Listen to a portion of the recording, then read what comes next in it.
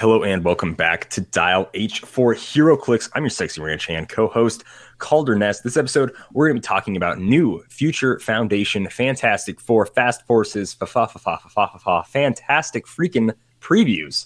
All right, more previews from Scotty P's unboxing and several different people on Facebook and the Twitterverse.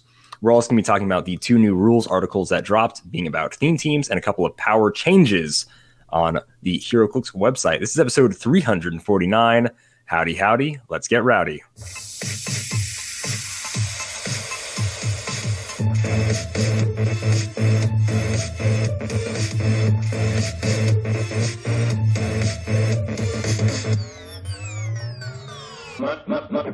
My stuff. Dial H for Heroclix is brought to you by CoolStuffInc.com, where you can find cool stuff in stock every day, including all the latest Heroclix singles and sealed products. Make sure you check them out at CoolStuffInc.com. For a limited time, for the month of February, I believe, Cool Stuff Inc. is doing a PS5 giveaway. If you sell to them $50 the product, and I don't know if this counts using the 35% buy-in to inflate the value worth of product you get, no idea. But if you sell to them $50 for the product, each $50 you sell to them gives you one entry to a PS5 giveaway. So I sadly already sold a bunch of stuff to Cool Stuff Inc. last week. It was like $200 for this stuff too. But it makes me want to go out, buy some Heroclix, maybe at a local venue, take a little bit of an L, try to sell a whole bunch of minis to them just to get more PS5 entries. But yeah, if you ever were thinking about, hey, want to win a PS5, you're not paying for an entry. You're selling stuff to them. So you're making money. You're just making money, period. And then you can also win a PS5.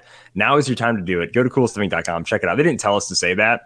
I genuinely just think that's a really sweet thing to do right now, especially with the 35% buy-in bonus. So absolutely, guys, just do it. A few things you guys want to know. I want to make a video one of these days just talking about the differences of selling to like Cool Stuff Inc., other companies, how to go about selling to a website, how they expect you to sort your clicks, things like that. There's a lot to it, and it's really cool. And if you know the best way to sell, best way to get your most money out of it, it's awesome. And you can win a PS5, which is so cool. So it's got to be in February. So even if they don't receive it, the buy order just has to be sent in February. Obviously, once you do the buy order, you got to ship it within 10 days. They have to receive it within 10 days. So just do it, guys. It's awesome. It's super easy to sell to Cool Stuff Inc. So just go for it. And I'll also use code DIAL5, DIAL5, 5% off your order. Simeon is joining me in the studio, like always, the current defending Dial H for Heroclix champion. What is going on, Billy and Clix Brews? Yeah, you forgot to say, it's not just a PS5 and 2 controllers, Calder. It also comes with Sackboy, a big adventure. So, I am a Little Big Planet fan. I love the Little Big Planet games. Oh, I did forget that was the an game. Amazing. So it came out PS3. I'm not going to say it was PS3, like revolutionary 2011 graphics or anything. Yeah, it was a fairly early title in like the PS3 era, but I'm not going to say it was like a revolutionary graphics or anything, but it's really fun graphics, and I think they still hold up today on like PS3. But yeah, it's one of the better platformers I ever played. Not like groundbreaking, but well, I think no. They try to push a lot of cool stuff, creativity, which is really cool. I think Little Big Planet 2 is probably the best one. I know I played Little Big Planet 1. I platinumed it. It's a tough game to platinum. It's like go through a level without ever dying, which you're like, well, how else do you get past the level? There's a lot of respawns in Little Big Planet. Trying to get through some of those levels without dying is really tough. Is really freaking tough. It's like trying to get like through like Super Meat Boy without dying in a level. You know what I mean? So like Little Big Planet, it's a tough game. Little Big Planet is a tough game to platinum. I think I platinumed the first one and the second one. And I think I was like way too burnt out on it to play the third one. So I don't know if the third Little Big Planet is good or not. But I know I played like all the DLC for the first Little Big Planet. It had like Marvel DLC. It had what's it called? Goodness gracious, Metal Gear Solid DLC, which is really cool. Oh yeah, so yeah, Little Big Planet games are great. I boycotted the third one after they didn't put Sackboy in PlayStation All-Stars. I felt like the slight against Sackboy and his people was too great. Sackboy was in PlayStation All-Stars Battle Royale, though. He was. I stand by my comment. He was in the game. Was he? He was I only remember like Sonic and Snake and Sonic like, wasn't others. in PlayStation All Stars. What am I thinking of? Snake was also not Battle in PlayStation Royale All Stars. What am I? I don't know. No, Battle Royale. The entire game is PlayStation All Stars, Battle Royale, PSRB, PlayStation PSARB, PlayStation All Stars, PSASRB, PlayStation All Stars Battle. Yeah. And you're gonna lie to me and say that Sonic and Snake weren't in it, but Sackboy was. Sonic and Snake are in Smash Bros. Sonic and Snake are in Smash Bros. And then this PlayStation only characters in this PlayStation only fighting game, PlayStation All Stars Battle Royale. Wow. Sonic and Snake are just clearly in, like, this isn't Smash 4, the Smash Mandela Ultimate. effect, because after 2012 our world was combined with an alternate dimension. So Calder is clearly from the alternate dimension where that game played out as he says. But in the original dimension, the one I am currently in and was in originally, that is not the case. So we're both correct. Okay. Thanks to conspiracy nonsense. So good thing there. Simeon, why don't you? But yeah, guys, check out that PlayStation 5 giveaway. Why don't you tell me what made you happy this week, man?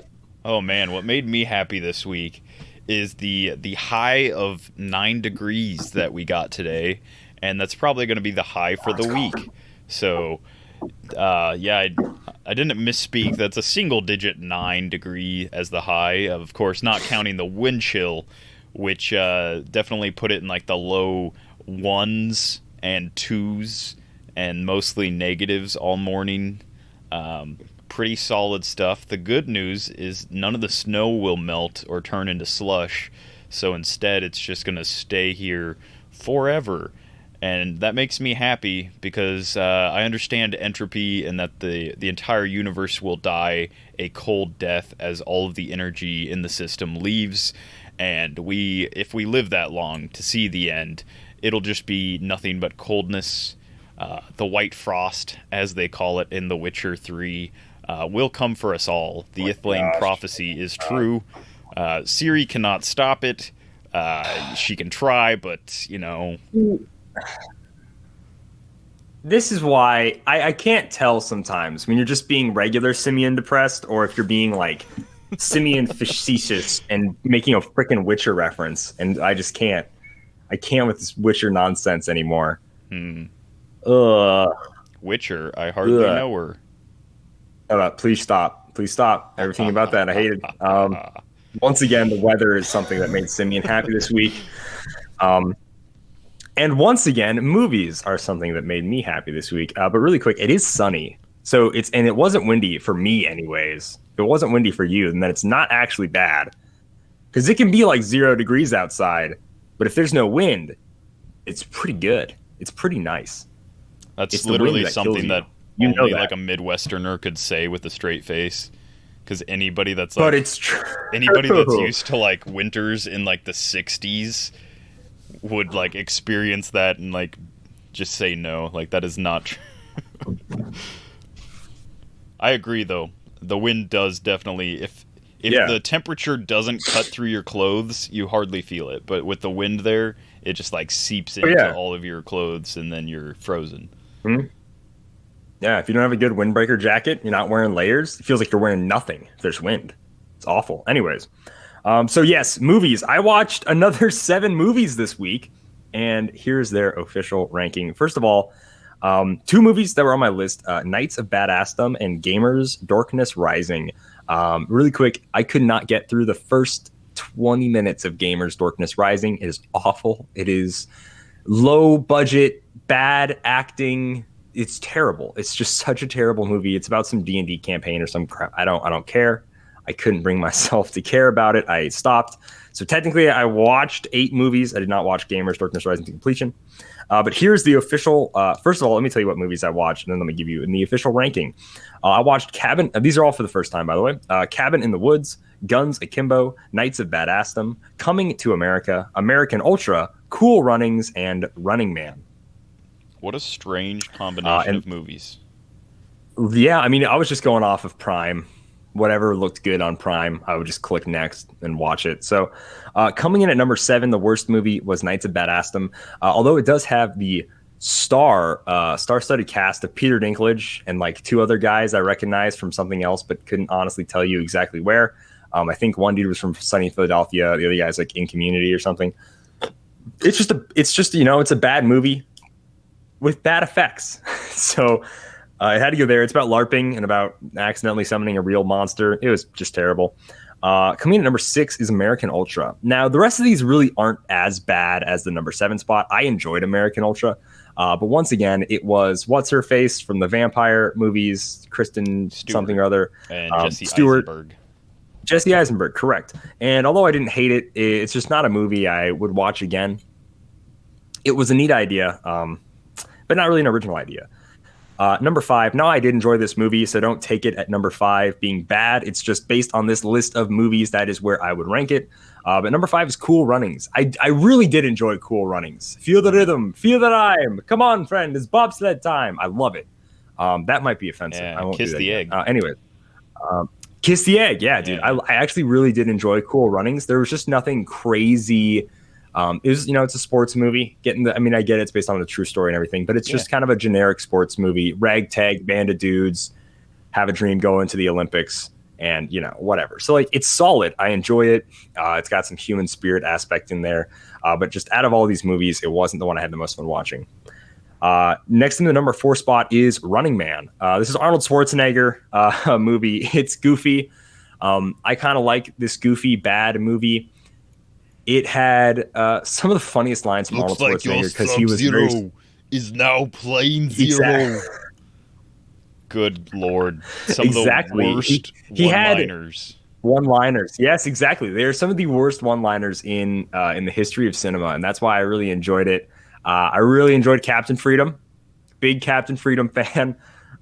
The main lady who played opposite of Arnold Schwarzenegger, the main female actress, heavily reminded me of one of my friend's wives. I know, just the way she talked, her mannerisms, it was hilarious. So I did quite enjoy Running Man as it being a bad movie. It is a worse movie than Cool Runnings, but because of the enjoyment I got from it, I ranked it a little higher. The story it's based coming in number on 3 is actually, in my opinion, much better than the movie, and not in like they ruined it with the movie, just in like world building, because the world that it takes place in is so really interesting.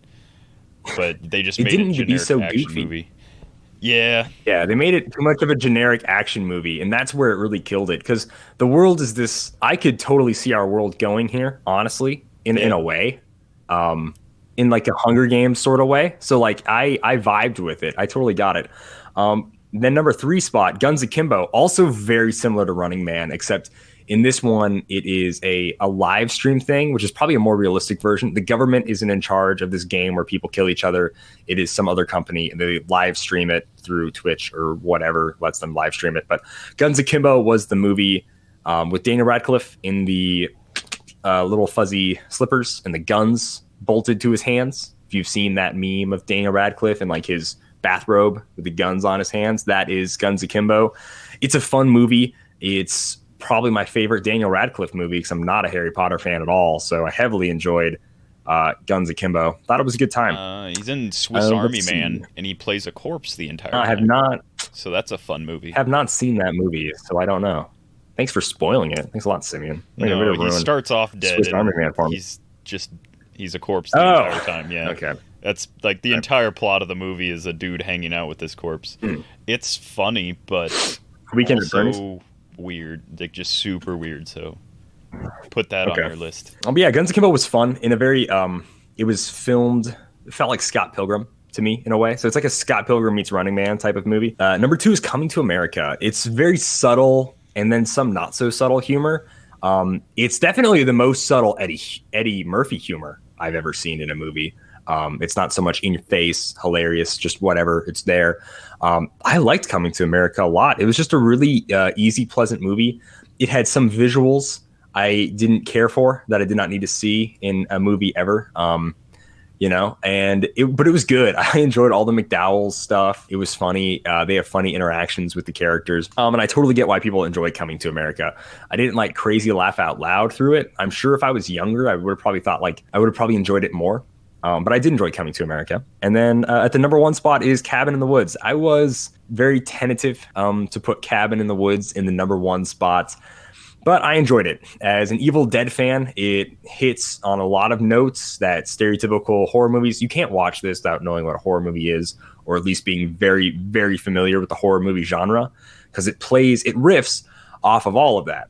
And the more of a horror movie fan you are, the more of a fan you're going to be of Cabin in the Woods. So if you're not a horror movie fan at all, just don't watch Cabin in the Woods. It's not for you. It's very much tailored towards people that enjoy horror movies. And I am one of those people. I'm not really a gore person, but I did heavily enjoy Cabin in the Woods. It tells a more unique story, and it's cool. It's cool seeing it from certain sides. The ending is a little like, yeah, okay, whatever. Like, I guess that's what we're going with. Neat. But I liked it. I liked it a lot. There were some really funny parts, and it was just fun. It was fun, So, yeah, that was the official ranking. So just really quick, without any words in between. Worst movie of the week, Knights of Badassdom at number 7. Then I went American Ultra, Cool Runnings, Running Man, Guns Akimbo, Coming to America, and then Cabin in the Woods. So I don't know if I'll be able to watch a ton more movies and keep this going. Still have Scary Movie 3 written down from last week. I don't know if it's on any streaming service. I think I tried to look it up on Hulu and it wasn't there. So we will see if I watch any movies this next week or what happens. Who knows? But yeah, that's my official second movie ranking here for what made me happy. At least I'm not angry at this one. So right. If you had put Running Man as like the worst, I would have been like, it's bad. It wasn't the worst. It was cheesy. It was bad. It wasn't the worst. Yeah. No, lucky for a lot of the movies on the list, I watched a just absolutely, without a doubt, terrible movie. So yeah, that made it very easy. Yep. All right, guys, let's go ahead and get into the news.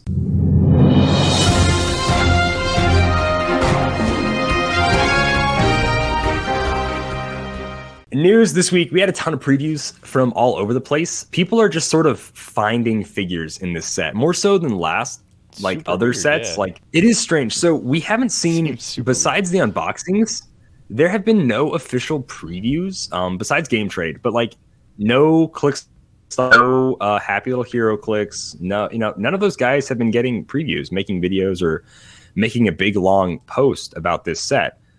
Instead, people are just sort of finding them. We've got a lot of people from Australia, other countries, posting about Italy, obviously. And then, of course, the Scott Porter unboxings happened this week, but it was very strange. We know the entire set and all the dials in the set, and no one has posted previews. It's super weird. And I just sort of put that together now. It seems very odd that this is how we found out about the majority of the Fantastic Four set was all, and I assume that guy who is in charge of the Heroclix Italia post works with WizKids, or is at least their Italian rep. I sure hope so. I hope they didn't get in trouble for posting before Scott. Oh, no, because he did a good job, too.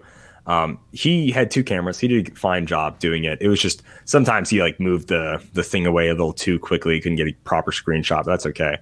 But yeah, it's just so weird. What do you think? Do you think anything's going on? Do you think WizKids is just not worried about previews of the set because they're doing all the articles? Because the previews is just they send you an email. Here's the pictures. Post the pictures whenever. I imagine they don't totally hold your hand through the preview process. Not that I know, because they don't give me previews. Right. But maybe they imagine it's not super hands-on. I mean, legacy cards are a big thing, so maybe they were just worried about that information leaking.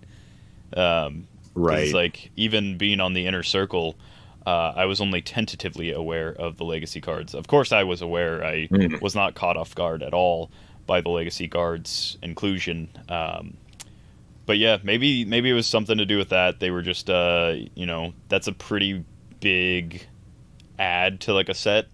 So maybe they just didn't want a non-official channel to get that knowledge before Scott or anything else. But yeah, it is strange. The last set we had several people get bricks and stuff. I don't know. Maybe the newer, more dynamic sculpts of this set were just too much to give to content creators. Scott was the only man strong enough to really that's got to be it. Other than Heroclix attack. Yeah, I'm curious if this is potentially WizKids moving away from giving content creators things. Now, I haven't talked with any other fellow content creators like this. This is just all off the cuff.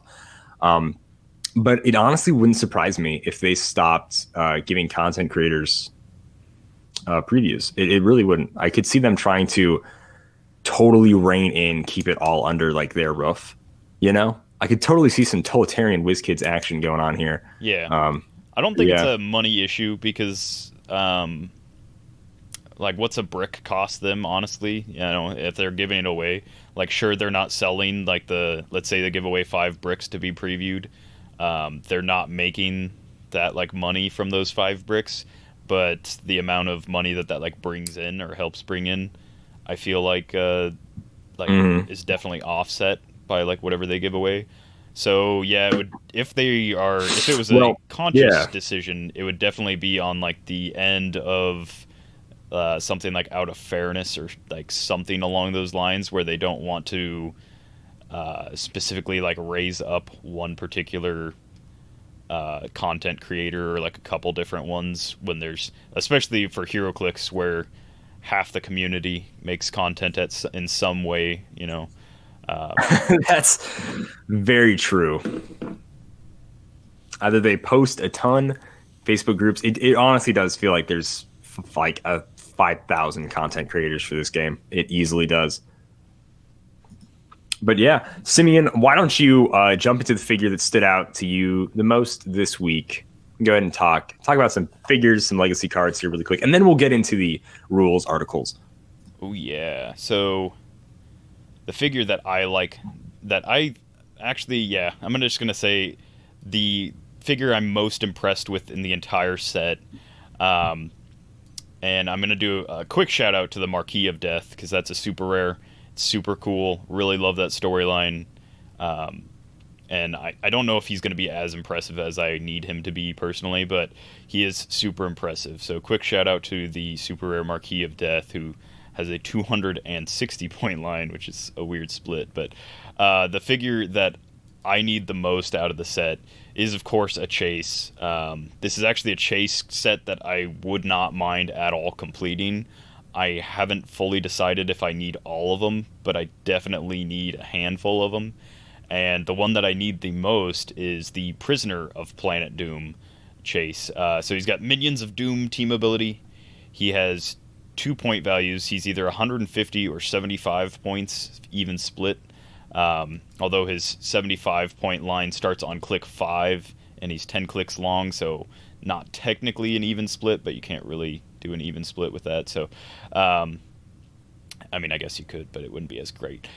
Anyhow, the Prisoner of Planet Doom chase, he has 8 range, 1 lightning bolt. Both starting lines start with Running Shot and Perplex.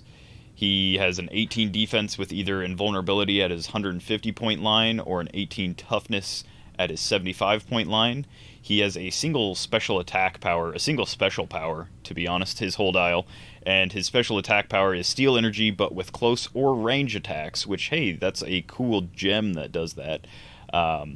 It doesn't give him the +1 defense, but having full 8 range Steel Energy or close Steel Energy, his entire dial, is pretty awesome. He has similar traits that the other Dooms have. He has the many faces of Doom, which at the beginning of the game you can choose a starting line of equal points on a character from your sideline that also has that trait, which is all the chases. If you do replace this character with the chosen character, pretty cool. He has a Doom takes what he wants trait, which is whenever Prisoner of Planet Doom KOs an opposing character, after resolutions choose one. You can either choose a standard power on that character's card, and Prisoner of Planet Doom can use the chosen power this game, or you can choose a combat value, and Prisoner of Planet Doom modifies the chosen combat value +1 this game. So the second part of that is similar to Asuka. When she KOs an opposing character, she can choose a combat value to increase. It does not specify that he is capped at only increasing any individual combat value by 1. So against like a swarm team, for instance, you could see this guy getting +3 to potentially all combat values, including range, which is not really something that's going to happen realistically, but it's still really cool. Like, let's say you just need a really high attack value, and you just put +3 into your attack. So you KO 3 characters, put +3 into your attack. It's pretty cool. His last trait, and probably the most interesting one, well, tangentially most interesting with the last one, at the beginning of the game, if you are not the first player, you roll a d6. On a 1 or 2, nothing happens. But on a 3-4, the first player skips their first turn. And then on a 5 or 6, not only does the first player skip their first turn this game, but Prisoner of Planet Doom may choose both options for his Doom Takes What He Wants trait.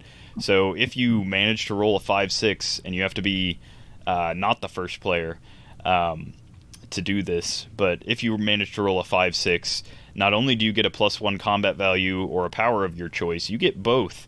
So you can just constantly stack powers on his dial, constantly increase his combat values. You can do both. So we've seen characters that can increase combat values like this, and we've seen people that can steal powers like this. I believe he's the cheapest, because Regent is probably the second cheapest, and then Mazaz is 210 points who can steal powers.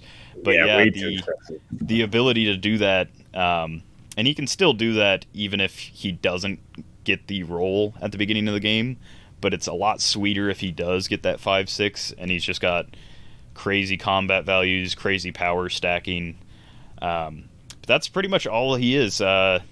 He's got Invuln and then Toughness. He gets Sidestep on the majority of the rest of his clicks, and then when he doesn't have Perplex on clicks 1, 2, and 5, he has Ranged Combat Expert the rest of his dial. So he's a pretty beefy character. Minions of Doom team ability being able to be an additional way to heal up other than his Steel Energy. So yeah, I just really like this guy.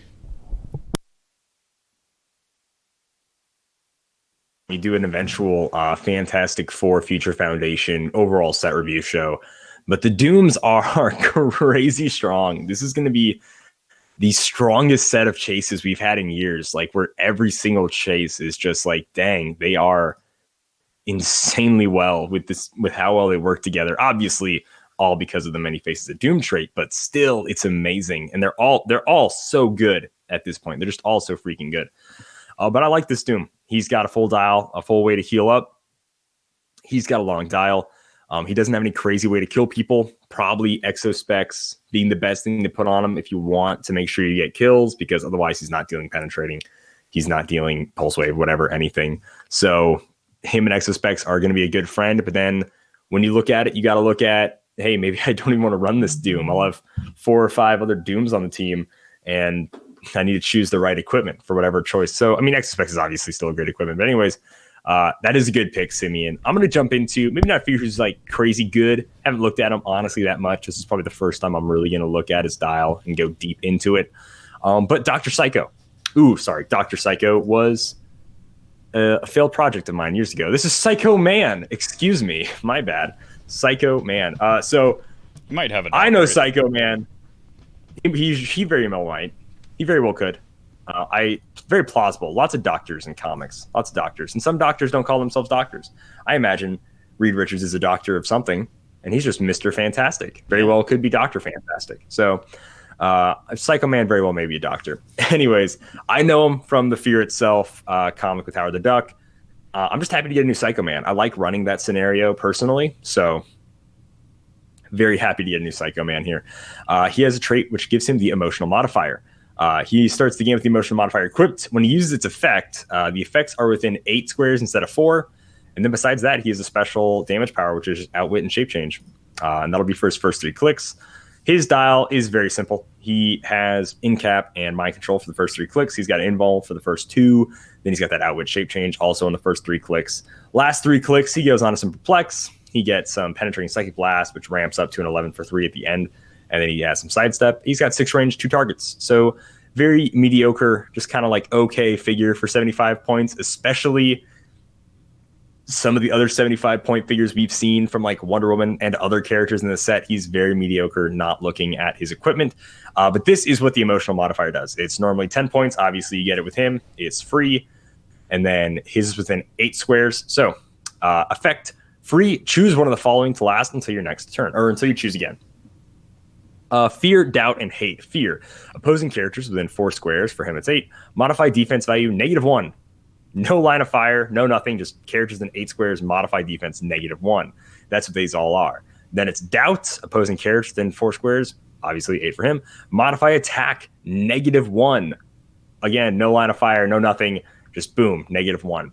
And then hate, characters within 4 squares, and line of fire. So this one is specifically line of fire, because this one's just that good. Can use battle fury.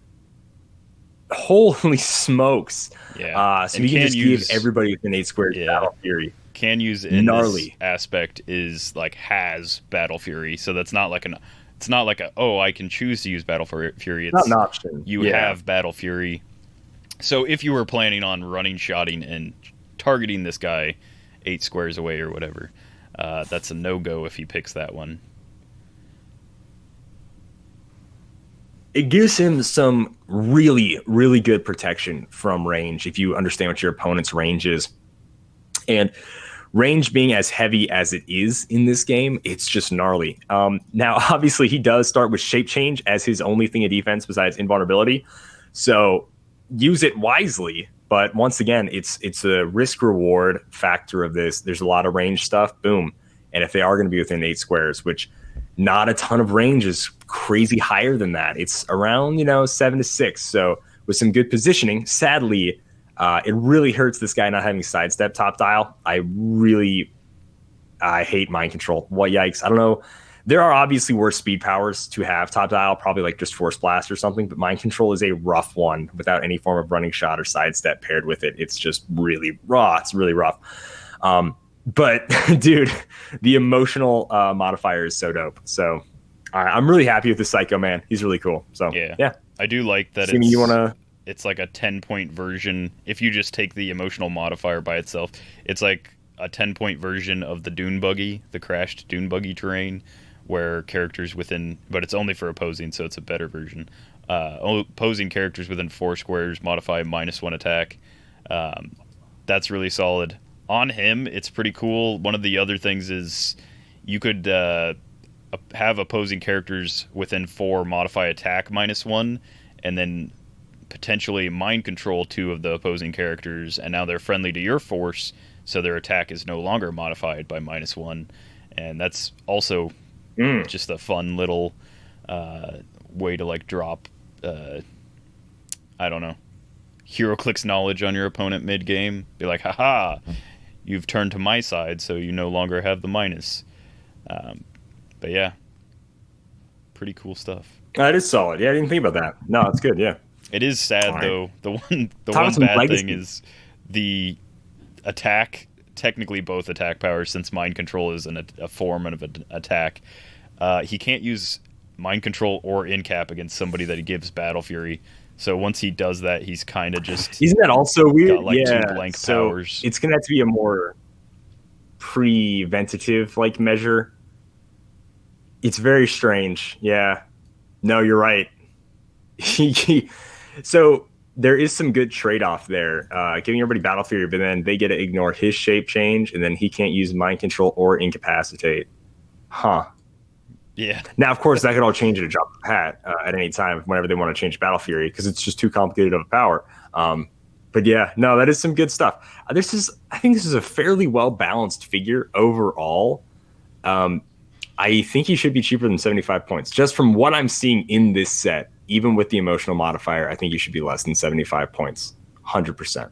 Yeah, I would 100%. Say I think 75 points will keep him from being played heavily. He might still see play, but yeah, I think that's a bit high for what we have available. The emotional modifier is definitely going to see more play than he will, without a doubt. Without a fear in my mind, hate in my heart, in doubt, in blah, blah, blah. I don't know, I was trying to make something of it, but I think I screwed them all up. Anyways, without a doubt, the emotional modifier is going to see way more play than Psycho Man. But that's just sort of the way objects are, isn't it? Yeah. Yeah. Usually. Yeah, it is. So let's do some legacy cards, man. Okay, so I'm gonna do my favorite pick. I'm gonna say favorite, definitive favorite, is the Captain America set, Human Torch. So this is the super rare from the set, 058 in the set. I'm going to read his card as is, and then I'll read the corrected version via Clix Nexus. So the way his card reads is he has a trait, Nova Flame. Human Torch may start the game with the Nova Flame. It's a cool little 3D effect bubble that goes over him. It's like a big old flame bubble. If the Nova Flame is attached, Human Torch can use poison and modifies attack and damage +1. When Human Torch takes damage, remove the Nova Flame. And he's got the trait Fiery Aura, Energy Shield Deflection, Toughness, but only if the Nova Flame is attached. So there's a period in between those, so he always has Energy Shield Deflection unless outwitted, but he only has Toughness when the Nova Flame is on his thing. How do you get the Nova Flame back, you ask, if you lose it? Well, he's got Nova Blast as an attack power, and that is Pulse Wave. When Human Torch uses it, he deals 3 damage if one or more characters are targeted. After resolutions, attach the Nova Flame. So not only is it making his Pulse Wave way better, it also reattaches the Nova Flame, which just makes him a lot better in general. But that's an attack power, so it doesn't matter if the Nova Flame is already on him or not when you use that. The only difference is if it's not on him, you attach it afterwards. And then, according to the card that we've been shown, he has a special damage power called Marvel's First Family, which is a unique modifier. When Human Torch heals from the Fantastic Four team ability, after resolutions, remove an action token and modify Human Torch's combat values +1 until the end of your next turn. The only weird thing about that is that if you go to the back of his card, you will notice he has no printed damage power. Not even a special one. Nowhere on his dial. So I don't know if they're making like a weird Voltron out of these misprinted powers, like special powers they've been putting on them. But according to Clix Nexus, this is just a trait, so that's where they put it on their site. That's how I will read it if WizKids doesn't come out and say, like, no, we're making a Voltron where you can add these weird misprinted powers into one something or other thing. His dial is, so keep in mind that with the Nova Flame, he has a +1 attack and damage, and then he's also got Energy Shield traded. So his dial starts off with Running Shot, 7 range, 1 Lightning Bolt for 120 points. He's got a 10 attack, Energy Explosion, and 17 toughness with 4 damage. So pretty solid. On click 2 is when the first click that he gets that special attack power, which is his Pulse Wave that deals 3 damage to multiple characters. He also has a printed 3 damage, so he'll also deal 3 damage if it's a single target. He loses that special attack power on click 3 and gains a special defense power, which is not listed anywhere on his card. So also fun, I guess. Not sure if it's just swapped with somebody who had a misprinted defense power on their card. According to Clix Nexus, that is the Fiery Aura, which is the Energy Shield Deflection Toughness. It was listed as a trait. Not sure how WizKids is going to rule it. It'd be better if it was traded, but it'd be cool if we had consistent dials and cards. So, on click 4, he gets the Pulse Wave power again, then he loses it and gets Pensai again, and then on click 6, he gets the Pulse Wave power for the last time, and then on click 7, he's rocking 9 Psychic Blast, and he loses all movement powers after click 3, otherwise he has Running Shot up to there. I really like this guy, other than the fact that once Wonder Woman drops, there will be, you'll have to build a team specifically to push him to click 2. I don't even know if that's going to be possible in Modern, since there's just not going to be a way to damage friendlies, as far as I know. But yeah, on click 2, if you can find a way to get him there, that 3 damage Pulse Wave is pretty sweet. And with 7 range, that means he'll be Pulse Waving a square of 4. and that's, I don't know, just a really solid figure. I still have mine. I think it's just a really cool sculpt, so that's why I kept it. The fact that I could potentially play it in Modern for 120 points, I probably won't, but, who knows? I might try it out.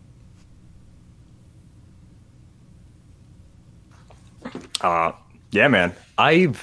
So oddly enough, I own the whole Captain America set from 2011. I don't think I've ever played this Human Torch or the Invisible Girl, and this will probably be the first time I do play them. If I borrow, I would not. I might buy the Legacy cards just because, I'm a Captain America set completionist, but technically those cards are for Future Foundation, so I'm figuring out where I land here exactly, and it probably depends what the price point is, but.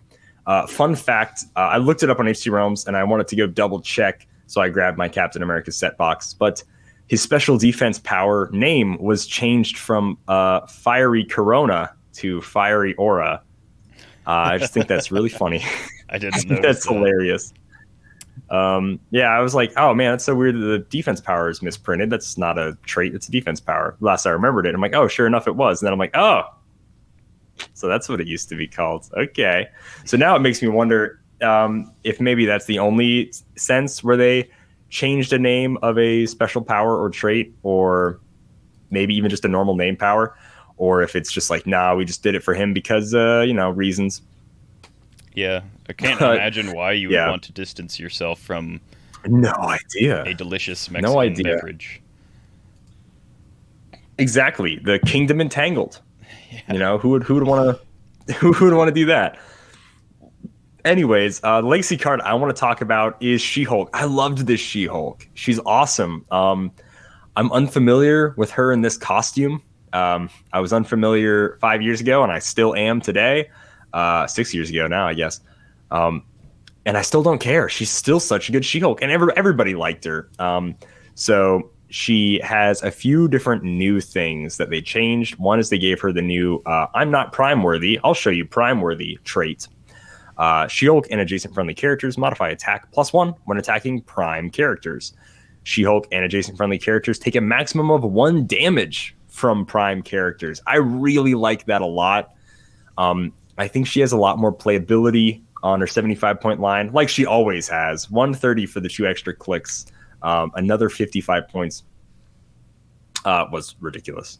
So, but yeah, I really like her a lot. She has Charge Flurry. She ignores blocking terrain for movement on her specifically Charge Flurry. They didn't change the name of that. It's still Relax. It's just a Heroclix game. She has on her card a special attack power, but on her old card, it's trait, and she obviously has no special attack power on Dial. So I imagine it is still just a trait. That's how I will be ruling it and using it anyways, which is her file for a change of venue, which I really enjoyed. If She-Hulk isn't part of a theme team, the first time this game that you wouldn't win roll for first player, you may roll again and add 1 to the result. This makes her way stronger after the rules, especially with the fact that a theme team can only be +3 more than you, and now they get a modify +1. Now I don't know if it's like, oh, well, now that you get a modify +1, I get a modify +4 technically, because you have +1. I get to be 3 more than you. I have no idea, honestly, how it's going to end up working, but it's where it is. And then they changed her Perplex power, which is cool. So it just gives her Willpower and Perplex. Before, she only had Perplex if she was adjacent to somebody else that could also use it. So now she just straight up has Willpower Perplex, which also gets better after the rules change. So I'm going to be really excited to play her. Normally it's just like, oh, cool. So she only gets willpower on like 2-3 clicks, whatever. But now she has it her old dial. There's no pushing damage. And then she also has willpower on top of that, which is great. And she has a fun dial. She's Charged Flurry with Super Strength, 10 for 3 on her 75-point line. She's a 10 for 4 on her 125-point line. So, okay, it's 50 points. I thought she was 130. Oh, no. Her old figure is 130. This new one, of course, is 125. So they do give her a little 5 points off on top dial. Still not worth the extra 50 points for those 2 clicks, in my opinion, for no substantial attack boost. But yeah, and Invincible still a 17 as opposed to her Pervious, which is also a 17. So yeah, I really like this She-Hulk. I can't wait to start playing her again. She used to be my go-to like call-in. I used to call her in a bunch of times at 75 points. I used to use her with the Deadpool from Deadpool and the X-Force. That could help out Heroes for Hire characters. So I'd call her in, switch to that Deadpool. He could like perplex her up and stuff. It was cool. Yeah, I like this She-Hulk a lot. I'm glad she got a legacy card. Yeah. I just would really enjoy the matchup if for some reason I played this She-Hulk and went up against Punisher War Machine and was like, haha, he can only do 1 damage to any of my characters that are She-Hulk or next to her. Sadly, that would probably never happen, and if it did, I would just lose to the rest of the team because that's how that works. But still, really fun flavors. A lot of fourth wall kind of breaking stuff, which, I mean, she already was. Well, that to me is what She-Hulk has like always been about. You know, that's like her first like standalone run. Is so great and iconic, and I love that run. It has really good issues for sure. The cover is great on her first issue with the normal Jen Walters and the She-Hulk behind her is really cool. Very reminiscent, sort of, obviously, of like the first issue of Bruce Banner, but it's like perfect in her own way. So I really liked She-Hulk in her standalone run. I enjoyed her in certain runs. So yeah, I'm glad we're getting more of her. I definitely prefer her more out of the box, fourth wall breaky stuff. And when she's just sort of like a normal character, she's not as fun. I like it when she's more quirky, talking to people, doing stuff like that. When she's just sort of like, I'm lawyer lady. And you're like, oh, well, that's not as fun, but okay. So yeah, she looks great. All right, guys. Sadly, we tried to put it off as much as we could, but it seems now we have to talk about the rules articles from this past week. Simeon, well, I guess I might as well just talk about it. So I'll talk about themed teams, this rules article. I was going to make you go first since I did She-Hulk, but you know what? Let's sort of keep it in the same order. So obviously all these rules articles are going to be taking place in effect once Wonder Woman comes out. Not before, not after. As soon as Wonder Woman comes out, that's when they're in effect. If you want to see us play with these new rules and you want to see bad figures that are made way better by these rules, go to Dial H for Heroclix at YouTube. And I know I push the YouTube a lot, but check it out on YouTube. We do our Thursday Throwdown series. The last episode was Halo versus the first Lord of the Rings set. From now on, at Thursday Throwdown, we're going to be doing all of the new rules. So if you want to see gameplay with how the new rules work, check it out. And even though, yes, it's Lord of the Rings figures, Halo figures, whatever, they still have a lot of the Powers theme teams. I mean, even in this first episode, we both had theme teams. We both had characters that used powers. Perplex messed you up through it because you couldn't perplex damage, right? Yeah.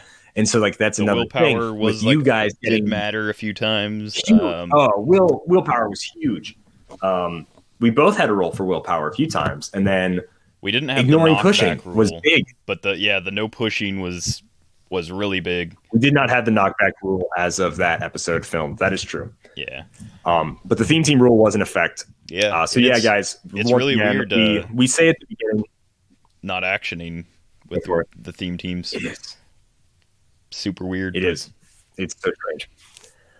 No, but yeah, we're gonna get into that right now. But yeah, once again, and then since building a proper team is going to be huge with these new rules, like bigger than it ever was, because now some figures just don't work the way they used to, and they're not as good and as usable as they used to be. A figure with Perplex, now it's really big when we build teams, having good figures to fill the roles. So if you want to vote for figures on our teams, Facebook, Twitter, there's a post somewhere on there. If you're in our Discord because you support us on Patreon or in the Prince tournament, there's a channel for that in our Discord, or just go to the comment section of that YouTube video, the latest one, Halo vs. Lord of the Rings. Watch it and then go check out the Assassin's Creed sets, or what I'm building out of, and then Simeon is building out of the Gears of War set. So it's a gamer's paradise right now for what we're playing, and make sure you vote for what figures are on our team. All right. Number 4, themed teams. They go into all sorts of jazz. Let's just sort of get into it right away. Initiative bonus. They say before the changes, initiative bonus between generic and named theme teams was the same. The change here is actually what we're placing a cap on initiative bonuses. Players can play big teams with low point characters with the goal of controlling the map. We wanted to find the balance between players wanting to play teams larger than their opponents and players having almost no chance to control the map if they have a smaller team. So to me, this wasn't something that needed to be fixed. This could have been one of their other fixes where it's like, we just make maps that hurt the player that goes first or whatever, right? We make a map that doesn't totally screw over the second player. We make more diverse, not, symmetrical maps. That would have been a fine fix. But instead, this is what they sort of try to do here. And then this is the rule. So the maximum bonus a player may get to their roll from initiative bonus is +3 more than their opponent. So if I've got a +16 Sentinel theme team and Simeon has a +4 X-Men theme team, well, I only get a roll +3 basically because I go way above it. I'd be a +12 compared to his +4, right? If we just minus his +4 from my +16, I'd be a 12 higher than him, which means he has just no chance of winning the roll at all. Instead, it would just be like he has no pluses, and I get robbed of 13 of the characters on my board, and instead I'm +3. It is obviously still somewhat of a bonus. You're playing more figures than they are, there's no more outright chance. Winning map. It still increases your chance. It still increases your chance. And not by a lot, no. I will say. So I don't think it's going to be... I think we might see an end to the days where people add a bunch of 10-point characters to get that, +10 or +11 or 12 or whatever, those really high numbers. Now, if you have a +11 and your opponent has like a +8 or +9, you still do get that difference, so it does matter a little bit. It's just not going to matter as much as like when you go against you're not going to guarantee a map win against a non-theme team. So even if you have a +11, you'll still get the same bonus you would have against like a +8 or +9 or whatever the math is. But you won't get the same bonus against that you would have. You won't have the automatic map win against like a non-theme team. Is pretty much... I'm not going to say that's like the only difference because there are like plenty of +6s and 7s in there. But yeah, I think we'll stop seeing as much like filler characters that their only role was to increase your like map roll. Right. Now, every figure, even if it's going to be low points, unless it's just thrown in there for funsies, it's going to have a role to fill. There's not going to be any more...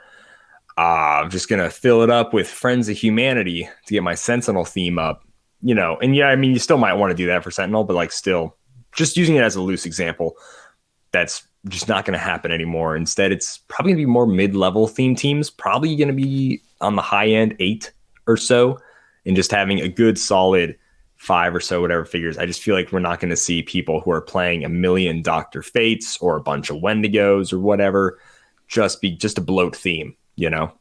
All right.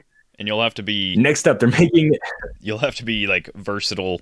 You'll have to be... Like, can't really build a strictly, like, heavy range kind of team because you don't have that guaranteed map anymore. So there's a good chance that, like, if you build, like, that Dr. Fate, Batman, like, a laser beam team and somebody just has, like, a non-theme team, you only have that +3 roll, and so you have a much greater chance of getting stuck on, like, an indoor map and just not being able to see anybody kind of thing. Absolutely. The next big theme team change they're making is that theme team probability control. So characters using TTPC must have the chosen keyword. That's always been the same. It's always what it is. These are just like the past rules they're going into here, and it's sort of rough because it's sort of muddled into this whole thing. So you can't target yourself. And then the character using it, can only have 1 or 0 action tokens because then you immediately place an action token on them. So it's a free action that gives you an action token. It's not a power action. It's whatever. It's just kind of its own little thing. And they're like, this is weird. So now the number associated with the initiative bonus, which is +3, is going to be how many theme probs you get. It used to be 5. I believe it was something for every like 100 points or something weird like that. But I think still the max is just like 5. So now you get 3.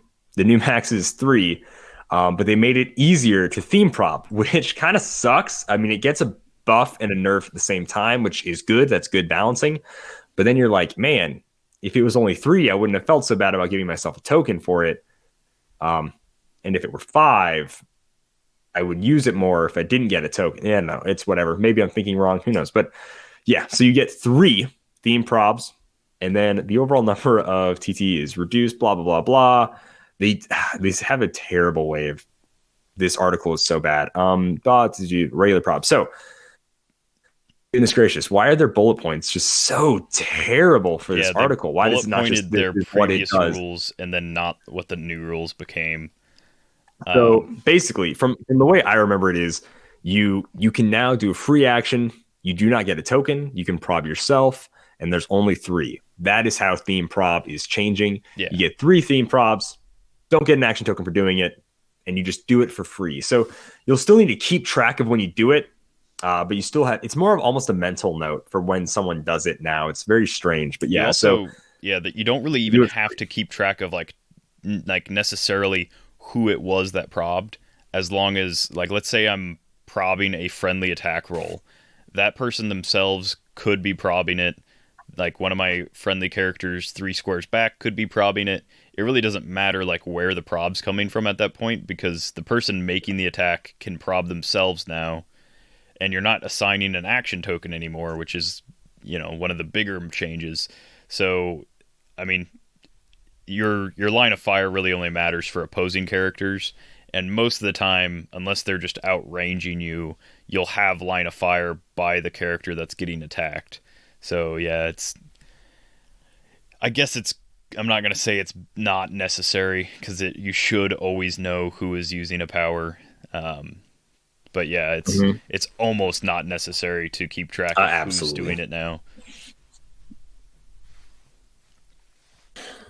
All right, and then they sort of have some quick bullet points here. They're changing how theme teams work. So there used to be a difference between generic keywords and named keywords. And maybe, sure, technically there is, but not anymore. So after revealing your force, if all characters on your starting force share at least one keyword, you can pick that keyword as your theme team. If all of the characters on your starting force share more than one keyword, pick only one. Keywords are listed below a character's name on their card, separated by commas. It is not mentioned generic keyword, it is not mentioned named keyword. And based on the erratas below, we can safely assume that there is no such thing as a named theme team or a generic theme team. There are just theme teams, period. Huge boost to generic keywords. It's a crazy big boost. Now they are just as good as named keywords. So in my mind, I don't think the Justice League should work just as well as a bunch of random spies. And still, technically, they don't, depending on how well WizKids designs the figures. Some Justice League members just don't work well at all together, no matter what. If you just slap a bunch of Justice League figures together, they won't work well. Now, some of them will have figures based off of, team up cards, whatever, or even special powers that only work on characters, like the Justice League keyword, Avengers keyword, etc.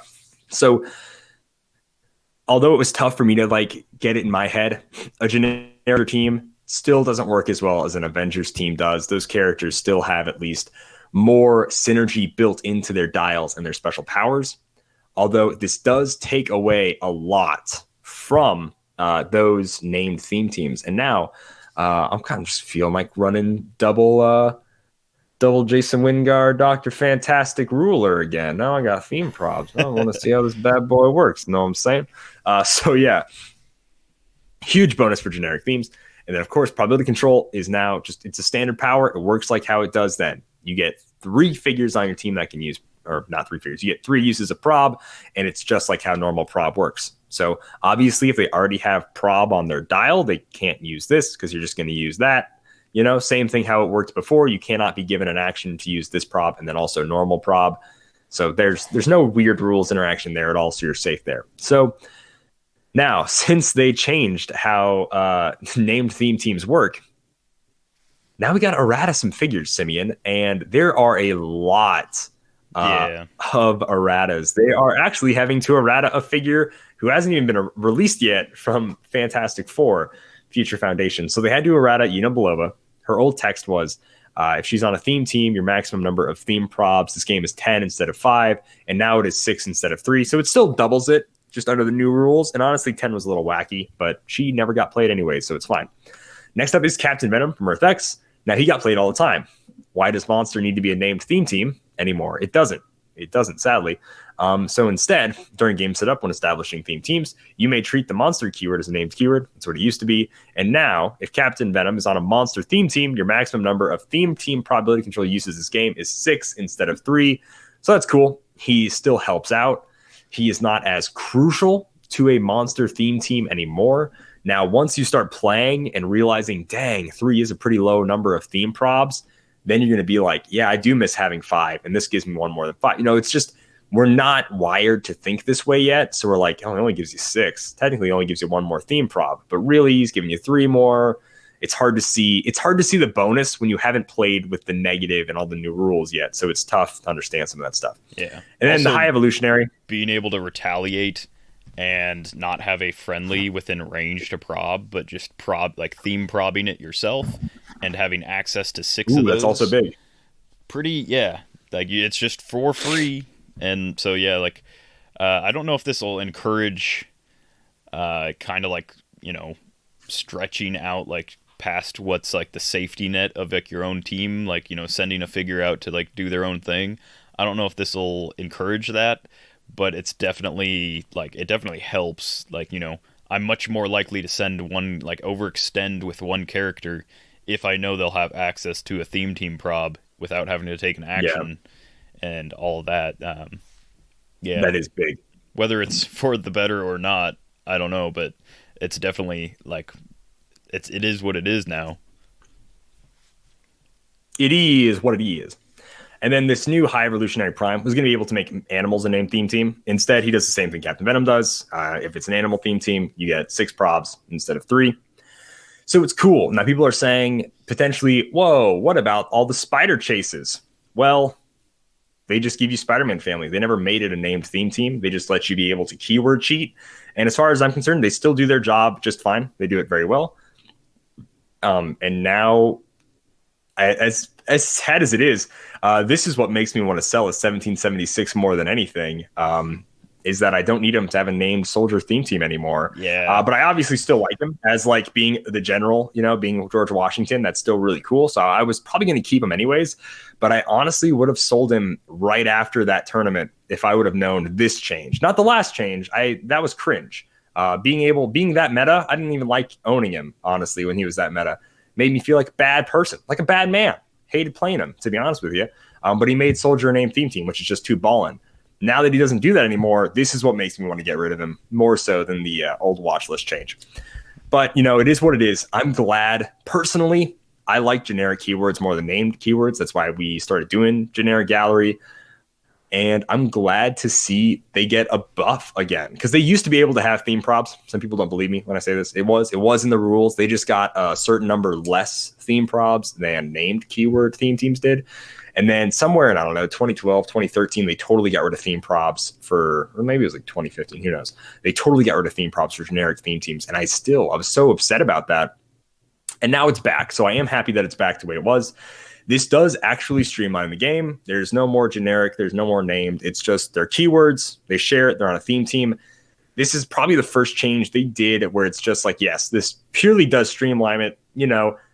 Does it feel great as an older player? No, not really. But it, without a doubt, does streamline the game. So I totally get it. Now, they made a lot of erratas. They did not errata Spy Master, who makes spy a named keyword. I guess screw Spy Master, huh? He's not rare enough to be getting an errata. Yeah. He does. Anybody that does a similar defense, effect will just get, at least house ruled. The plus 6. Yeah, we'll see. I would, no respect. And he's modern. Spy Master's modern. No respect to my man Spy Master. All this disrespect they'd be throwing around.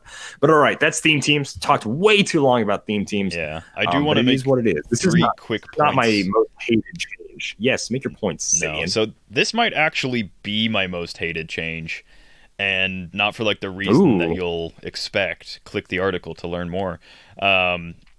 So I've got 3 quick points that I want to make. Number 1 is for the Spider-Man family stuff.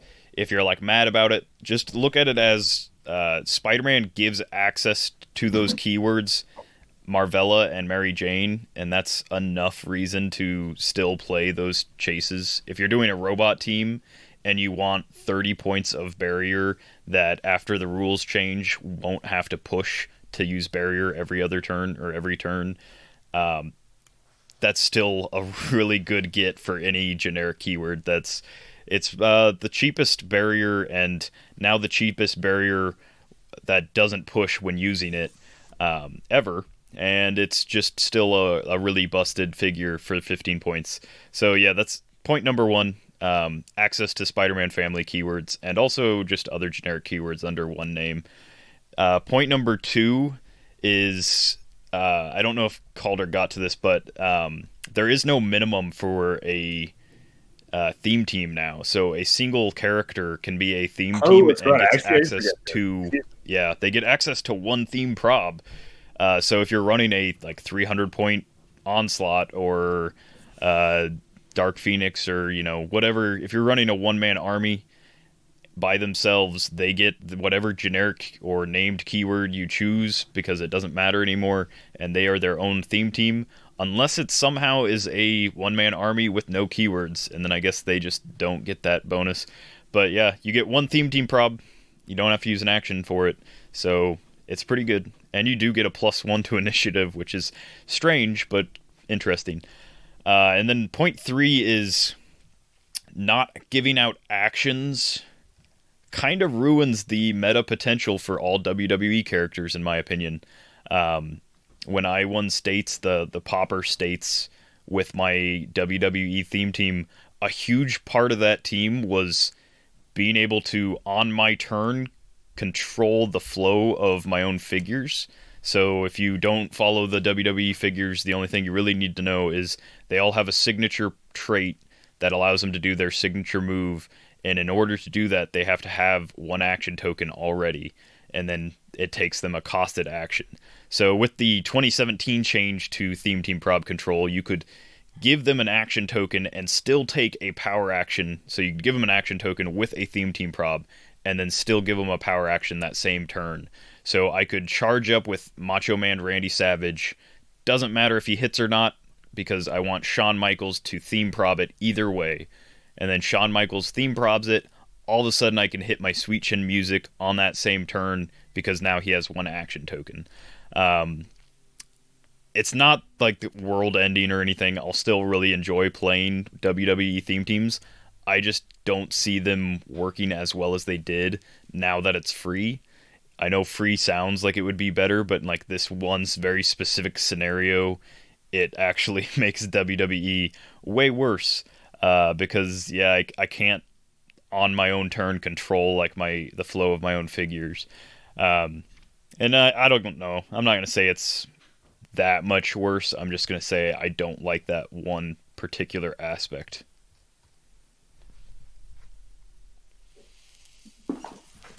Yeah, that does suck. And you were the one who brought it up when we talked before about WWE taking a huge hit for this. It does screw with like the flow, especially with how you used it. I know. But a lot of people weren't really aware of doing that either. So it's just like sort of another thing. It's this weird nerf that a lot of things are getting that like no one, and I guarantee WizKids didn't think about it either when they did this. Or maybe they didn't, they don't care. I don't know. One of the two. But it's just, again, one of those things where it's like, oh, you make Close Combat Expert better. Now all those figures that have Sidestep RCE, Sidestep CCE, technically worse. And now all those figures that were bad for having Charge CCE or Running Shot RCE are now way better. Yeah. It's just this weird effect that they probably really didn't plan in doing. So, yeah, it's just another one of those things that sort of goes under the radar. And you're like, it just doesn't work the way it used to now. Sucks. And, I mean, to be fair, I doubt WizKids ever designed the WWE figures with that in mind. They probably wanted, Macho Man to make an attack and then hit his signature the next turn, like in a WWE match. They didn't, nobody other than Goldberg, nobody really like sprints into the ring, stands there for a second, and then hits their finisher. Ready. Yeah. Other than, the jobbers that are just like terrible in ring. Sorry to any Goldberg fans, but after WCW he was bad. So I'm gonna I don't know if there are any Goldberg fans, to be honest with you, Simeon. I'm sure there's at least one that was like, the streak is still real. Oh, yikes. Or something. I don't know. Kevin Nash cheated. Big Daddy Diesel. So I'm gonna go into Rules 5 from a distance. So let's. I'm gonna read their intro. Heroclix masterminds. It's no secret Heroclix players that there are huge advantages to acting from a distance instead of up close. This isn't just talking about ranged combat, it also means utilizing hypersonic speed, maybe even with barrier to keep your opponents away after, or even utilizing buffs like Perplex and Krakoan Revival while out of range of opposing threats. You mean that new game mechanic that you just released last set, Krakoan Revival? So some of their goals in this set of rule updates is characters with multiple bolts will be able to multi-target even when making close attacks, which is fair enough because enough newer players have like brought this question up. I always said like that is your range value, so anything that is involved with that value is for range only. And that was simple enough that most people got it. Like, oh, I have 3 lightning bolts, but, you know, just because a guy can shoot 3 guns, you know, like 1 with his toes and then 1 in each hand or whatever, just because they can do that doesn't necessarily mean they could punch 3 people. But now that's going to change, I guess. Hindering terrain will no longer impact movement, but will continue to impact targeting. Thank God that we had obscuring terrain that is no longer needed. Other than thematic maps, I suppose. Knockback will do less damage and default to moving character 3 squares. So those are their 3 big bullet points. We'll get into them here. Bolts and targeting. Ever since the introduction of characters who had multiple bolts on their dial, therefore multiple targets, it was reserved for range attackers. While we don't have a perfect insight into the minds of the designers at the time, something we uncovered in our research was that many players believed the fact close combat attackers could still attack while in base combat with opposing characters meant they had a way to shut off the extra targeting capabilities of ranged attackers. Additional bolts only work with range attacks is a part of what divides the haves and have-nots of Heroclix figures. From a thematic perspective, it's easy to picture Batman knocking over multiple goons with a single leg sweep. It's easy to picture Wonder Woman punching in one direction while kicking in another. The game balance makes sense. The theme makes sense. From players we spoke to while considering the changes, most were happy to see this and felt it was overdue. I don't know if anyone I know personally really cared about like a triple target being able to attack 3 people. Makes it a little bit more complicated when it comes to splitting damage for a close attack. I think Quake was already like a good enough kind of thing, or close enough kind of like a idea as far as multiple close attacks. But I'm fine with this change. Like, I thought it was fine as is. I don't think this really changes anything different. It will be interesting if they start printing Hulks with like triple targets but 0 range. That'll be kind of cool and interesting. I don't know. Yeah. And it does make sense, especially if you're like triple targeting for a close attack and somebody hits super senses, then you like, and you hit multiple targets, you can choose like to do the damage to someone that didn't hit super senses. So it's also a little bit better in that aspect, whereas range attackers could always do that, and now close attackers can as well. They say we realize in the short term, many characters with multiple bolts will primarily be ranged attackers. They won't be optimized to use multiple bolts at close like a character with flurry and close combat expert might be. So while the rules are implementing this change now, it might take some time for the impact to hit high level tournaments, which that makes sense. There's not going to be any, the Ray from Elseworlds isn't going to become this like crazy awesome close attacker because suddenly, he can quadruple target like 4 people that are close to him. That's not like what this change is going to be. It's just going to kind of streamline what multiple bolts do. Like, if you see 2 bolts, that means you can target 2 people close or range. And then if your range is, above 0, you can target, or I guess technically above 2, because 1 would be adjacency. But yeah, I think it's fine. It makes sense. It's not that big of a deal in any kind of way, I don't see. I think it only makes close attackers better and doesn't do anything different to range attackers, so that one's fine. Hindering terrain. While it might not feel like hindering terrain disproportionately helps ranged characters right now, it benefits them relative to close attackers in at least 2 ways. It can be damaging to get near a ranged attacker in hindering terrain. By damaging, they don't mean actually like physically damaging your character. They mean if you have to stop in hindering, then it kind of just like puts you out in the middle of nowhere. And they also say it can be challenging to get near a character's backup, probability control, outwit, perplex, etc. that hide in hindering terrain, which makes me want to scream. Then why do you design characters like that? Like, if it's hard to get to a character, then why do you make Mr. Oz with a like 12 range, sees through everything prob? Why do you do that if you're right? But to continue, so it's weird because like a lot of the characters they give high range, it's like they give them stealth or something too. So it's like they're supposed to be shooting at you. Well, you got to get close to shut them down. You design figures like that. That's how you, as a people, make figures. Yeah, thematically, like if I am like high range, in my opinion, usually it's either like a big beefy dude or it's a sniper. Well, the big beefy dude's not going to have stealth usually. It's going to be like the sniper type that has stealth. So someone like Deadshot made sense for him to not only probably outrange your range people, but also be like hiding while he shot at people. So that always made sense to me. But yeah, they don't change stealth, so that's good at least for now.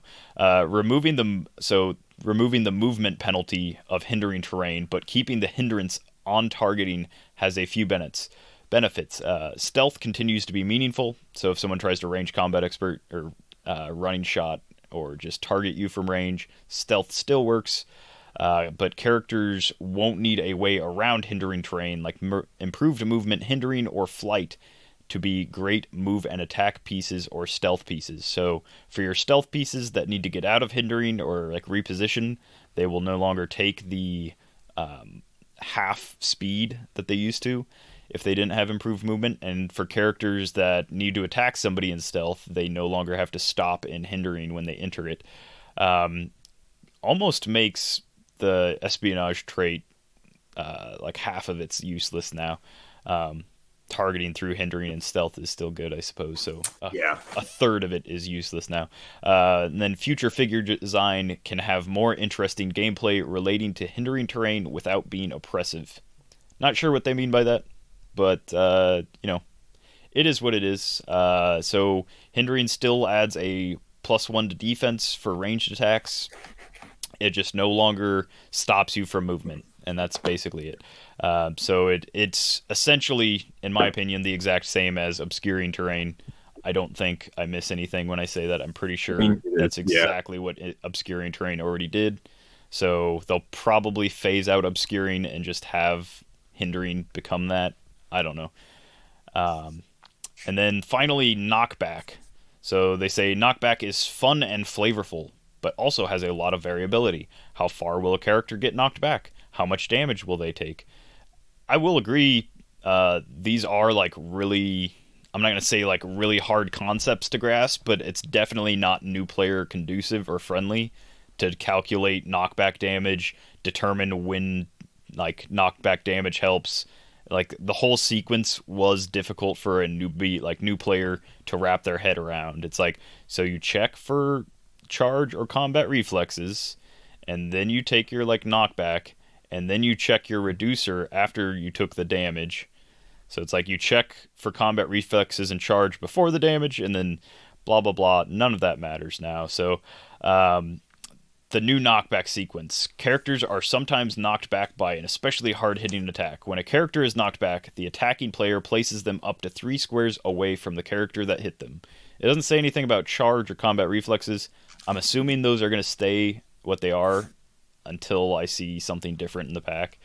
But yeah, as of now, knockback is the attacking player placing the character 3 squares away, regardless of how much damage was dealt. If something would block a knocked back character, they aren't knocked back any further. Knock back a character when your character has the knockback key phrase as part of a power, or you roll 2d6 doubles on your 2d6 attack roll. Then they go into the comprehensive rulebook. We'll go into further explanation of the nuance of away. Usually it's a direct away, so it's either a direct diagonal or horizontal or vertical line on the map.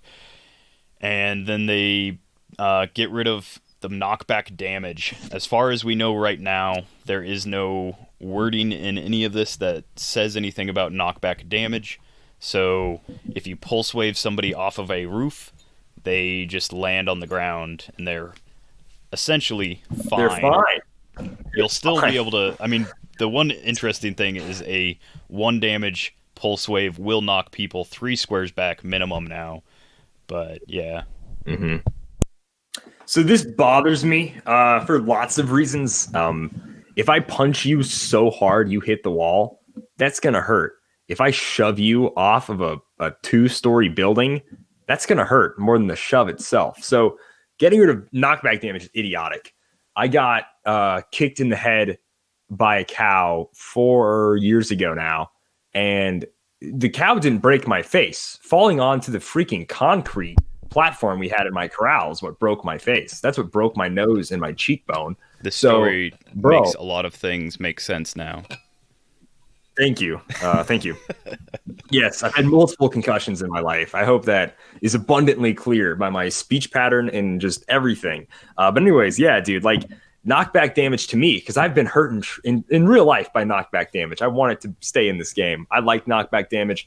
This sucks for tons of characters. Peace Machine, the frog dude, like a lot of people's gimmicks where it's like the only way I can damage you is with knockback damage. And now that's just not a thing anymore. The Danger Room Magneto. So yeah, it sucks. With his knockback. Danger Magneto. I mean, not his whole gimmick, but that was a very good part of his gimmick. Secretly, Simeon's crying because his little Witch Queen, what's her face effect doesn't work with WWE. Yeah, Queen LeFay. Yeah, I can't slingshot somebody into a wall, deal them 2 after my pulse wave, or off a ledge, deal them 2 with my pulse wave, and then free attack them as well. I can still free attack. I am mad about no knockback. It sucks. Yeah, it sucks. I'm a huge. This is probably the one that gets me the most upset because it doesn't streamline the game at all. Maybe saying, look, you always take 2 damage from knockback. That's fine. Knockback damage. You run into a wall, run into a ledge, whatever. But man, like as a new player, I'm like, that doesn't make sense to me. Why? I just kicked you off a building. Why are you fine? It's like, I don't know, I'm fine, bro.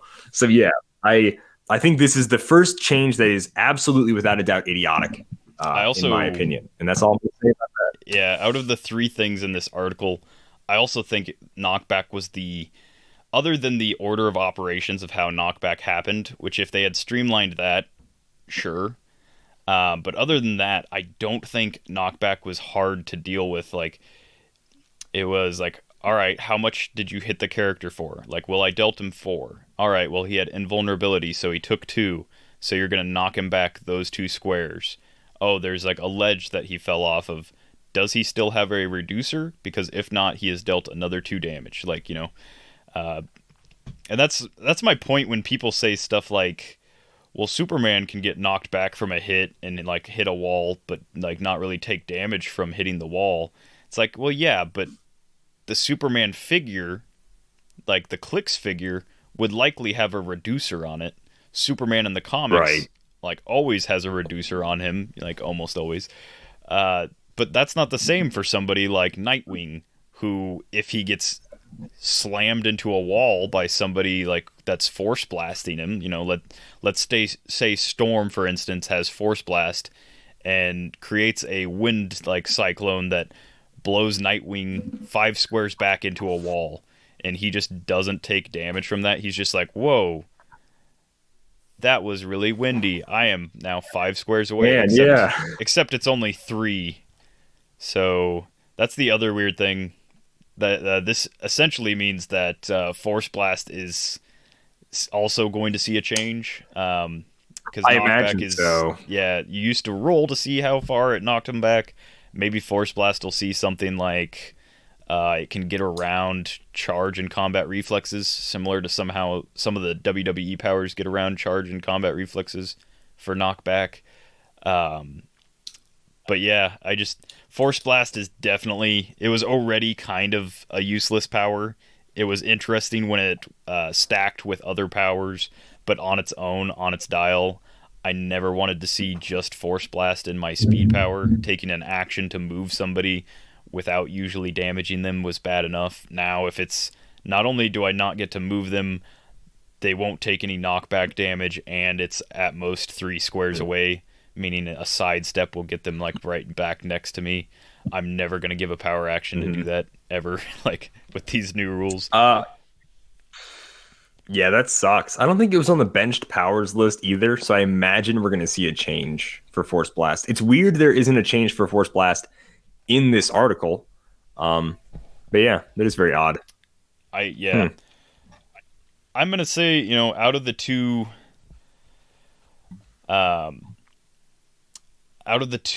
articles that we just covered, I'm going to say that like the knockback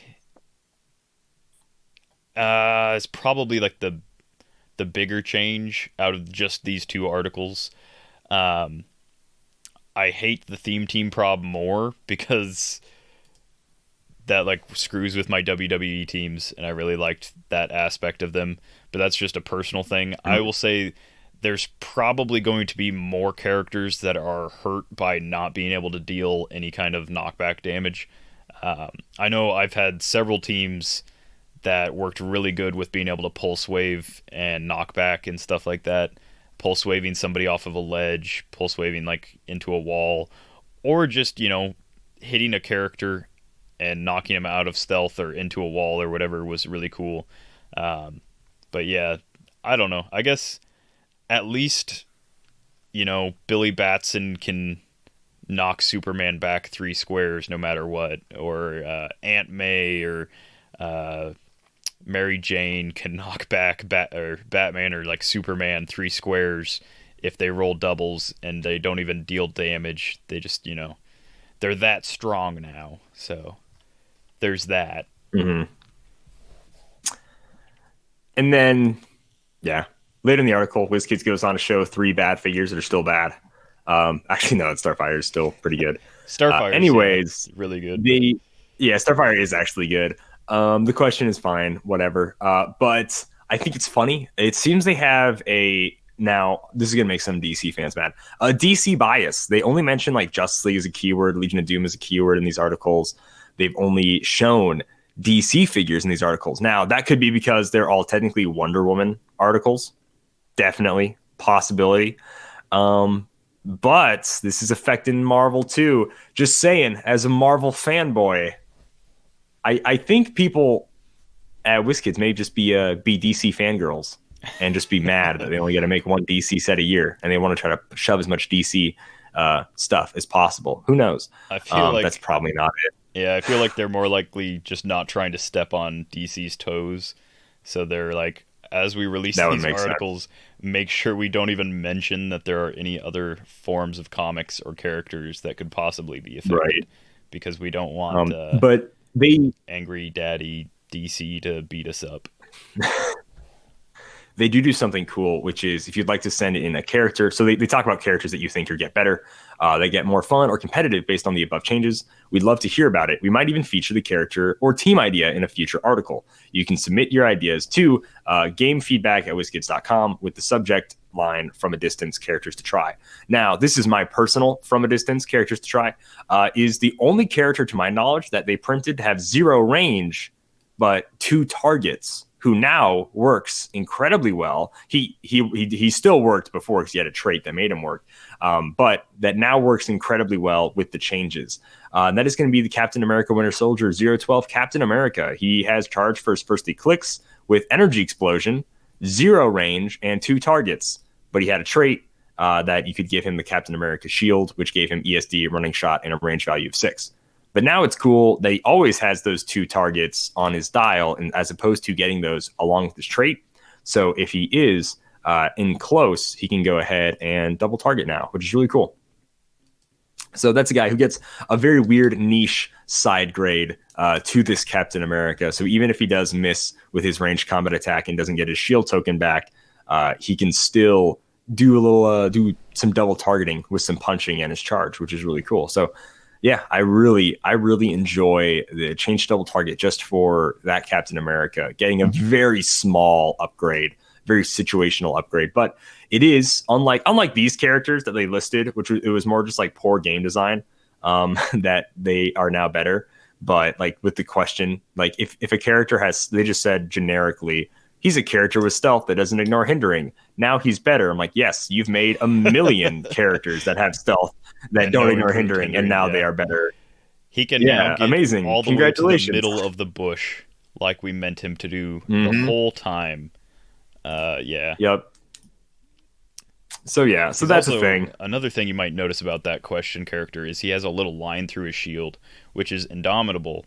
That also no longer matters. So, yeah.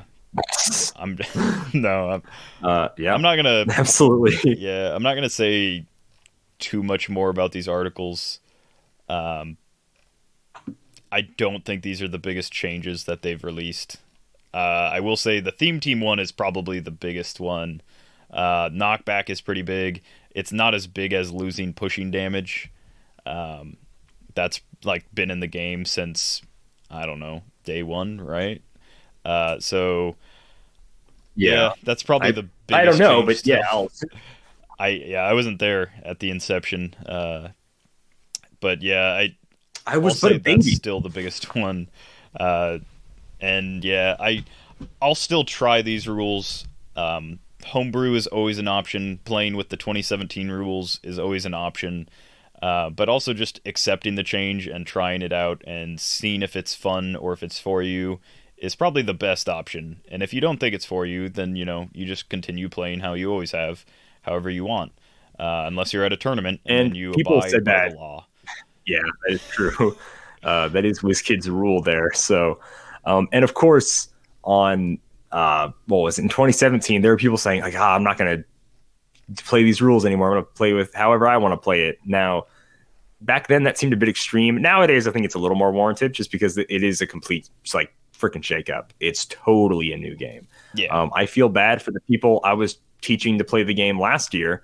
That have to relearn with it the after Masters of Evil start. And now I'm like, well, I'm glad we haven't played in a couple of months because the game is completely changed from how you understand it. So, for you new players, now we get to wait a little longer. I'm not going to let you guys play this game until all the rules are out. So that'll really help you grow, guys. Trust me, it's for you. It's for you. Yep. I do want to make... If you were a new player a few months ago, it sucks. But now if you're a new player now, it's fine. Yeah, just totally like in 2017, if you started when Thor dropped, that was a great time to start. If you started 6 months before Thor, that was a terrible time.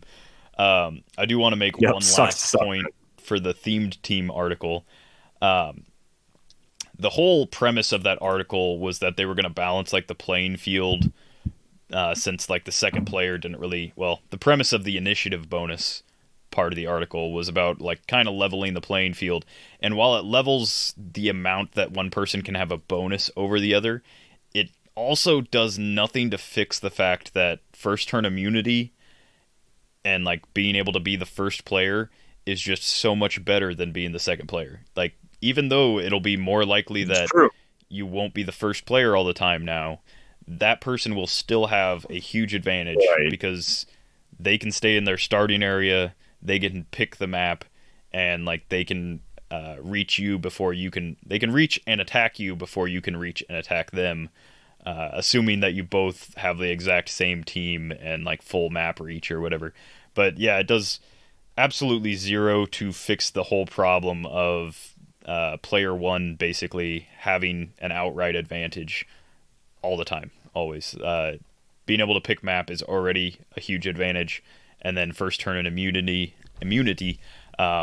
being the second big advantage. Yeah, it doesn't really address, like, going forward, we will make sure that maps have a clear, like, one side is different than the other, so that, you know, if your team is really good at close combat and you lose map, you'll have a map where you can pick a, you know, like, blocked in section so that you're not sniped right away or whatever.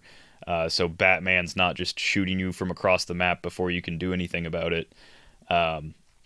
It'd be great if they said something like that, but they didn't. Hopefully that'll just be something that is implemented, because I think that's the much bigger issue when it comes to at least that aspect of the article.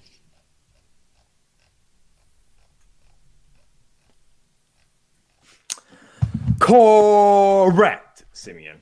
No, it always, that seems to be like the thing going forward, is that us old players keep thinking like, well, that affects this, but does it really solve the problem that was like the problem to begin with? Not really.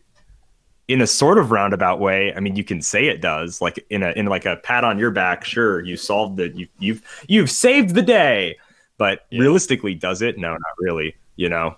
Yeah. Like, same thing with like how they changed TK and then how they changed the Colossal Retaliators. Does it fix after resolutions and how that was a really messy, terrible wording? No, it doesn't. But now it just doesn't do those things anymore, at least, sort of. So yeah.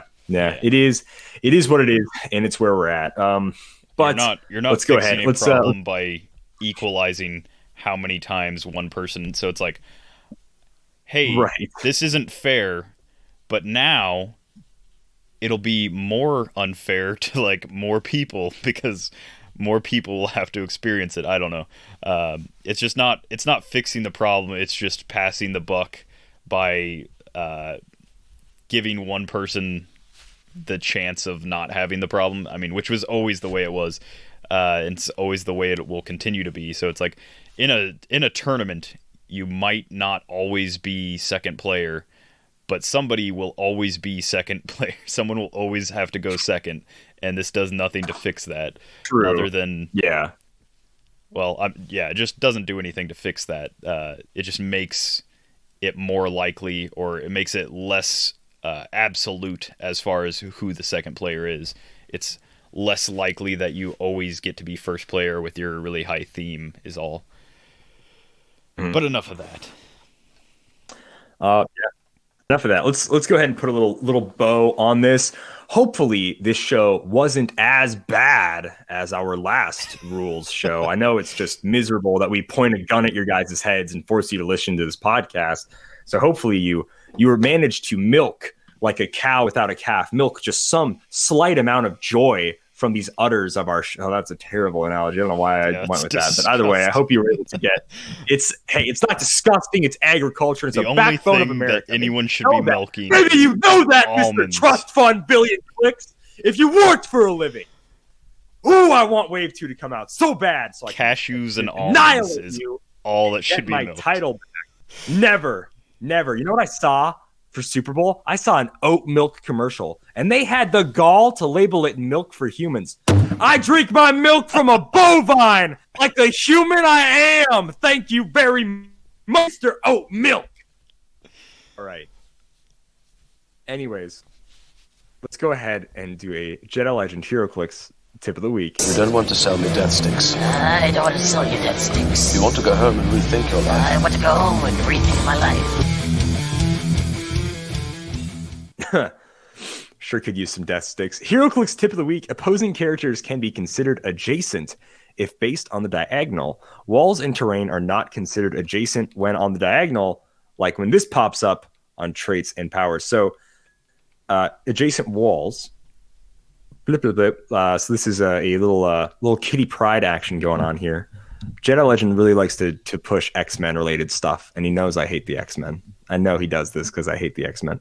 It says phasing teleport stealth. Friendly characters can move through walls adjacent to Kitty Pryde. So walls can be adjacent on the diagonal, which is really cool for traits like this. However, things like in WWE with ropes on a diagonal are not adjacent ropes. You have to be on the flat side. The horizontal, if you would, straight up and down, no diagonal, no side to side jazz. So things like this, also things like the doorway through me. Once again, he does the same thing as Kitty Pryde. You get rid of blocking terrain or a wall that's adjacent, and they can ignore that wall. But of course, ropes, when you look at blocking terrain, then the diagonal is not adjacent. Very strange, very weird powers, so but it's how it works. If your character has a wall next to them, or if they're adjacent to a singular wall, they're technically adjacent to 3 squares of blocking. But yeah, for ropes, it only considers the flat side, so the one side is all. Because the diagonals don't work. Which is weird because there's turnbuckles in wrestling. Absolutely. And even in the WWE ring, a turnbuckle doesn't consider that 2 ropes. But it's fine. That's 1 ropes. It's fine. It's fine. It is. It's the way it is. So yeah, guys. Also, you can find all of Jedi Legends tips on our Twitter. If you don't follow us on Twitter, you might as well. Now there's just so much GIF-related content on our Twitter with these Bruce GIF trademarks and Ness GIF trademarks that Simeon is just, I hope, not losing sleep over making. Which means it's trademarked. That's all you have to do, right? You don't actually have to trademark it with a office. I'm sure you don't have to meet with a lawyer or anything. Yeah, I think you're fine. I just put it in italicized TM, and magically it is owned by me. So it's sort of like a best of reel for all our idiotic adventures on YouTube. So just check out some of these GIFs. They're great.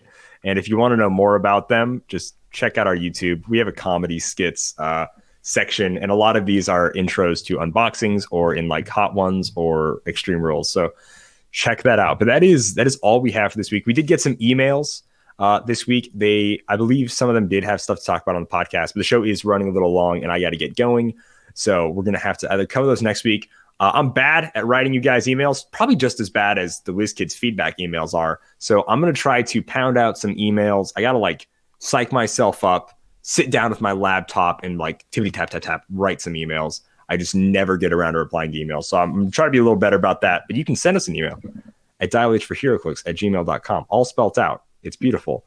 You can go ahead, follow the show on Twitter, like I said, for those great gifts. Follow us on YouTube if you want to see us play with the new rules, see some fun unboxings. Unlike House of X, I will actually be buying a case of Future Foundation. So you expect an unboxing then, and also expect... some kind of intro. Don't know what I'm doing yet. Don't know if I want to start myself on fire again. Don't know if I want to actually 100% try to start myself on fire. Who knows? But technically Johnny Storm is dead and not part of the Future Foundation. So we'll see what happens. We'll see what happens with that intro. And yeah, check us out on Facebook. Pop us a like there, guys. If you enjoy the show on Spotify, iTunes, Podbean, wherever, write us a review on whatever you listen to this. It really helps other people see it. We'll read your review on the podcast. It's always good fun. Just let us know.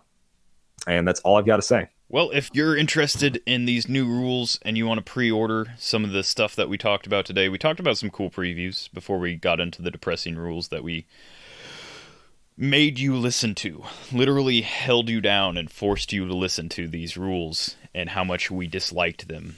But yeah, if you're still into the game and you're not out yet, you're not just throwing in the towel like a quitter, then check out CoolStuffInc.com, where you can find cool stuff in stock every day. If you want to get rid of your Heroclix, you could enter all of them into their buy list and potentially win a PS5. And, you won't have anything to do with your free time when Flix is gone, so a PS5 will come in handy. You can buy some board games while you're there. Use code DIAL5, and they're a little bit cheaper for you. Check them out at CoolStuffInc.com. All right, guys. This is normally where I say happy trails, but really quick, I'm going to do a shout-out to 2 Heroclix online tournaments.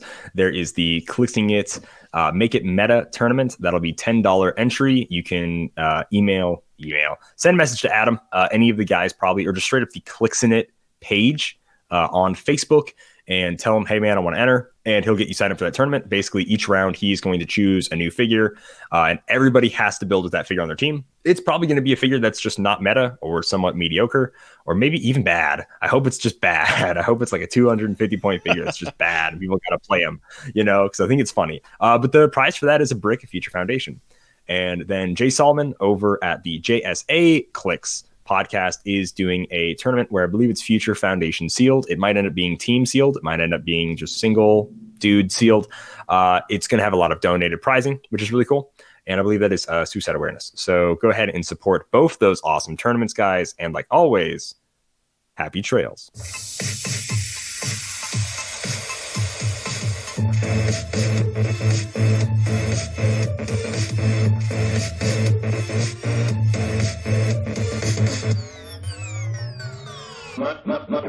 My stuff.